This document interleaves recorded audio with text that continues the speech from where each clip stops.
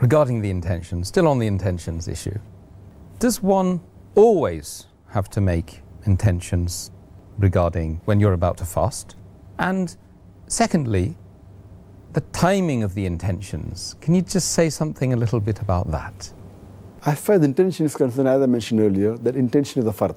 And our beloved Prophet Muhammad said, it's mentioned in Sunan Nisai, Book of Fasting, Hadith number 2331, our beloved Prophet said, a person fast not accepted if he does not make intention in the previous night.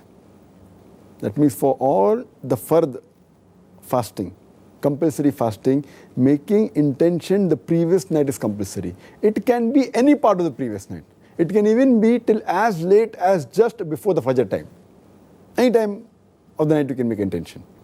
A person can make an intention in the beginning of Ramadan and it can be valid for the full month of Ramadan. Unless he breaks it if he's sick or if he's traveling, then he has to again make an intention. But one intention is also sufficient. And many people think, they have a misconception, that verbally saying it aloud is a must, which is not a requirement. I don't have to say verbally that I intend to fast, because my intention is a niyyah from the heart. For example, if I get up late in the night, much before Fajr time, for fasting, suppose my son, when we have got up to do a suhoor late in the night, and my son asks me that, why have you got up? I will tell him, because we have to fast. So it's already understood. The niyyah is there. I don't have to say that I have got up to fast. The niyyah is there. So niyyah is important, niyyah is in the heart. You don't have to say it with your tongue. That's what most of the people think. And I don't know of any hadith which says that the Prophet or the Sahaba ever said loudly that I intend to fast. Intention is in the heart. And one intention is sufficient for the full month of Ramadan, unless, as I said, it's broken. But this is only for the fard fast. For a voluntary fast which is not a fard fast, intention is not a fard, because there's a hadith, again, mentioned in Sunan Nisai, in the book of fasting, hadith number 2323.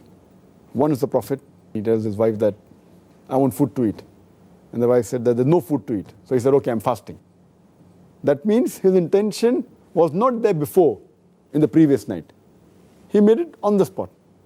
He abstained from before dawn, but his intention was afterwards, in the morning.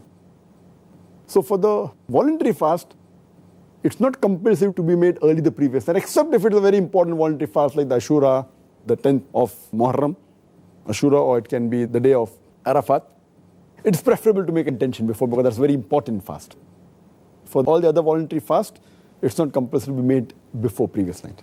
For the niyyah, there are other three things which are very important.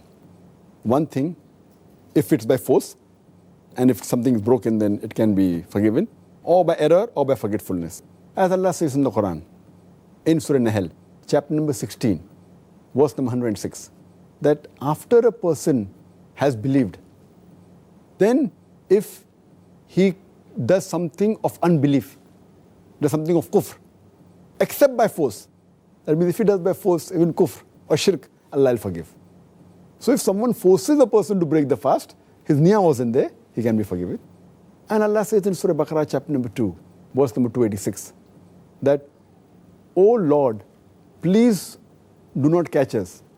Please do not hold us responsible when we err, when we make a mistake, or when we forget.